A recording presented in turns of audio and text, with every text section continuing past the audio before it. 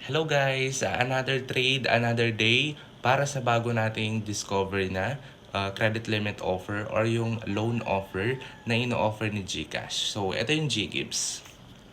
So, ang GGives po ay loan offer ni GCash na kung saan pwede mo siyang i-avail up to 24 months payment at pwede kang makakuha up to 120,000 na offer ng GGives. So, paano nga ba natin in cash or paano nga ba natin ma-convert si GGives into cash or paano natin siya gamitin? So, si GGives po ay pwede nyo siyang gamitin sa pang-groceries, pang-bili ng gadgets, pang-bayad ng appliances, and pang-bayad ng bills. So, pwede na natin din siyang gawin cash.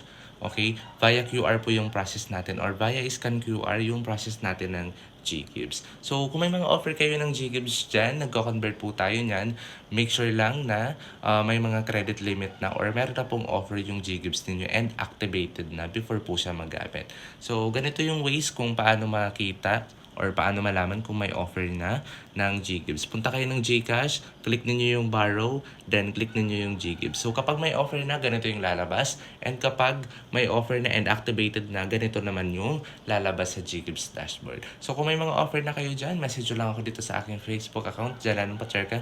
Convert natin ang mga GGives offer ninyo.